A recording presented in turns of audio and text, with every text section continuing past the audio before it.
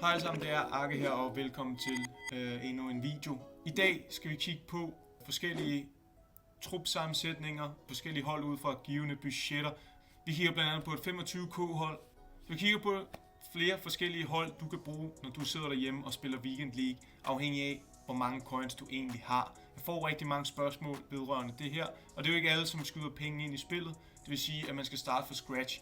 Derfor starter vi også fra scratch ved at kigge på et 25k hold. Så jeg kigger lidt på, hvad for nogle forskellige spillere man kunne bruge. Og jeg har valgt at gå med en Bundesliga bagkæde, fordi de går for relativt lidt, og samtidig så har de mange af de vigtige ting, som forsvarsspillere skal have, nemlig fart og styrke. Og så går vi med en La Liga offensiv.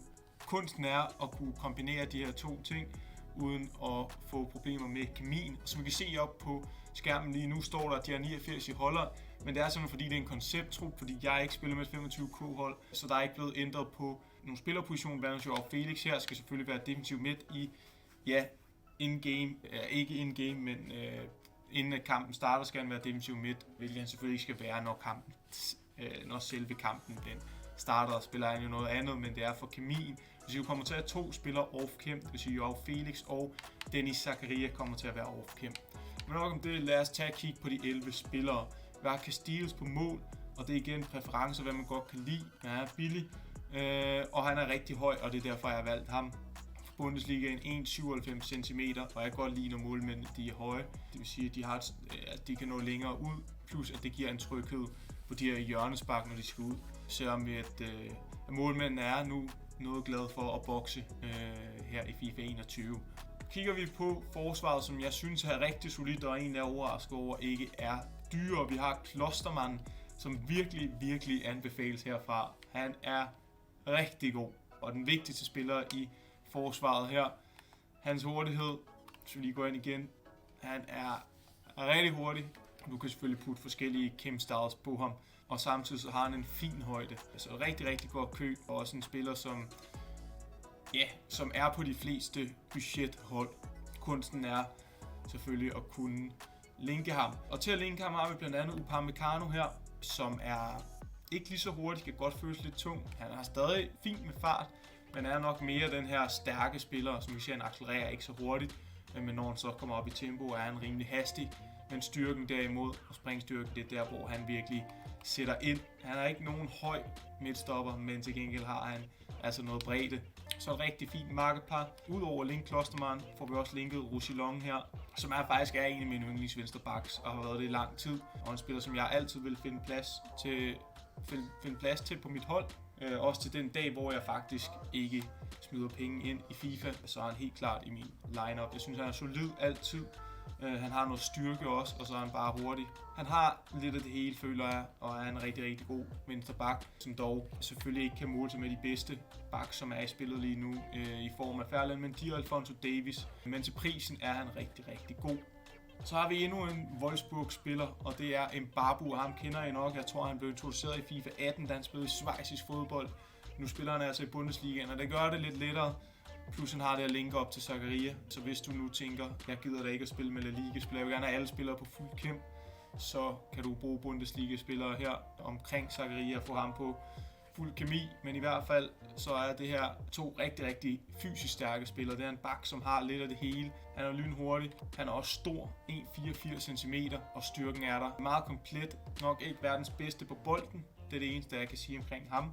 Men igen, for 25.000 coins, der vil der altid være nogle svagheder, men overall, den her bagkæde super stærk og komplet faktisk. Så rykker vi op til midtbanespillerne, og jeg har valgt at tage 2 mids og så 4 kanter / angriber, og så kan man jo selv vurdere, hvilke af de 4 angriber man vil have på nogle eventuelle kanter, eller offensive mids, eller angriber.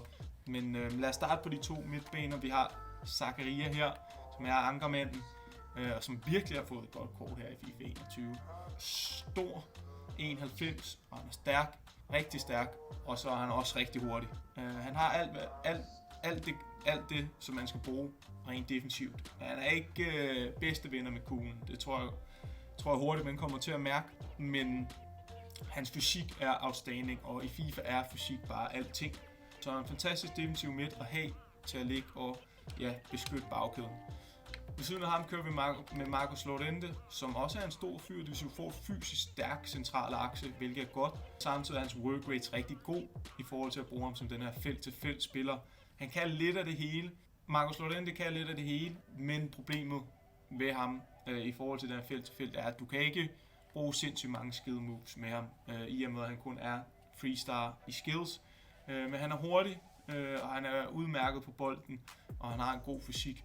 Så det er derfor, jeg har valgt at gå med ham. Og samtidig så er han også vigtig i forhold til, at han linker til blandt andet Joao Felix, som vi skal se på her, som er... Joao Felix kan godt være, at statsene siger, at han ikke er hurtig, men han er rigtig, rigtig god, og specielt til prisen. Vi ser også nogle af prosene bruge ham som en super sub faktisk, i hvert fald i begyndelsen af spillet. Nu har han fået en inform, så nu bruger nogen den. Men inden at vi overhovedet går hen til hans stats, skal vi se, at han har 5 star i skills, hvilket altid er en god ting. Plus hans weak foot er også rigtig fornuftig. Så i forhold til, hvad han koster, så er han bare rigtig god. Og så linker han til Marcos Llorente også, hvilket gør, det er en god kombination og et generelt råd, jeg vil give, når du laver de her squad builders.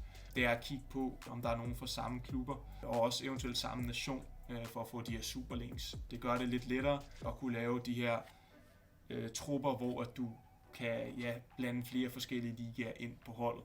I hvert fald, Joao Felix her, statene siger, at han får minus og sådan noget. Det skal I ikke kigge på. I skal bare kigge på det konkret, der står. Han er ikke verdens hurtigste. Til gengæld så er han relativt komplet, og så føles han også hurtigere, end han lige ser ud til. Men jeg vil anbefale at bruge på en offensiv midt eller kant. Han mangler lige lidt det ekstra hurtighed til at spille på toppen, føler jeg. Men de her 5-star skill moves og 4-star weak foot gør rigtig, rigtig meget ved ham. Og han har også en fin højde, så også en udmærket fysik. Og vigtigt også at nævne er, at han er en ikke coverstar hos EA, men han har samarbejde med EA, og kald mig teoretiker eller ej, så tror jeg på, at de spillere, som har nogle samarbejde med EA, de også er rigtig gode i spillet. Og jeg har blandt andet også selv hans røde kort, så derfor så er han god. Så er vi op til næste offensiv spiller, og det er Vinicius Junior, også en spiller, som EA har et samarbejde med, og som vi kan se, så er han hastig. Lækre work rates, høj middel, det kan jeg rigtig godt lide. 5-star skiller igen, og 4-star weak foot. Og kigger vi lige på hurtigheden her, så er han rigtig hurtig. Er en af de hurtigste spillere i spillet. Ikke verdens bedste afslutter, men hans driblinger og hans hurtighed er fantastiske. En spiller, som jeg vil bruge faktisk på toppen med det her hold. Jeg synes, han har lidt af det hele. Jeg synes, Vinicius Junior virkelig har nogle ekstraordinære stats, som vi kan se, adrætheden, og så selvfølgelig sprinten, accelerationen og driblingen. Så igen, et rigtig, rigtig fint kort. Kan spille angriber. Ja, igen, det er en smagsag, hvor man vil bruge ham hen. Men en spiller, som helt klart skal være på et 25K-hold. Så rykker vi videre til Iñaki Williams, som også er power. Det er rent power, som vi kan se. Glimrende work rate igen. 1,86 cm højde. Det vil sige, han har altså også noget fysik, som de andre spillere i offensiv på det her hold ikke har. Han er hurtig, han er fysisk stærk, høj middel, og så udover det, så er hans skill move 4-star, som gør, at du kan lave, La Croquetaen blandt andet, Burba Spin, nogle af de essentielle finter. Mit generelle take på skill moves for de offensive spillere skal minimum være 4-star, og det har han. Svaghederne ved ham her er hans weak foot, 2 stjerner weak foot, så du skal nok helst over i vinkler, hvor du kan afslutte med højre skøjten. Men udover det, så har han lidt af det hele, og specielt den fysiske pakke endnu en gang er super, super god. Så kommer vi til den sidste spiller af Porto, som er kommet lidt ud af det blå her i FIFA 21, og er blevet en populær herre. Og når man kigger på statsen, kan man godt se, hvorfor. Han har rigtig, rigtig god acceleration og sprint. Han er hurtig. Han afslutter udmærket, og så er han også god på bolden. Så er han en relativt komplet spiller, og vigtigt at bemærke er også, at hans stamina er på 89. Det vil sige, at han kan altså spille en hel kamp uden at blive træt. Han er ikke verdens største spiller. Han er 1,67, men hans fysiske stats er egentlig stadig relativt gode. Work raten er rigtig god, high. Finterne, jeg lige kom med tommelfingerreglen, at jeg som minimum gerne vil have 4 stars. Der er ham her kun 3, og det gør også, at jeg faktisk vil smide ham på en kant, når jeg lige skal opsummere det hele igen. Så jeg har været lidt for hurtig på aftrækkeren med at sige, at jeg vil måske spille Joao Felix på en kant. Det jeg vil gøre her var, at jeg vil smide Joao Felix og Iñaki Williams på toppen, og så vil jeg spille med Vinicius Junior og Porto på kanterne. Men igen, smagsag. Men igen, det er en smagsag, hvordan du vil kombinere de her 4 angriber / kanter, og hvor de spiller. Det er en følelse, du selv skal mærke. Så det var mit bud på, hvordan et 25K-hold til din Weekend League det kan se ud. Tusind tak, fordi I så med derude. Mit navn er Arke. Vi ses en anden gang.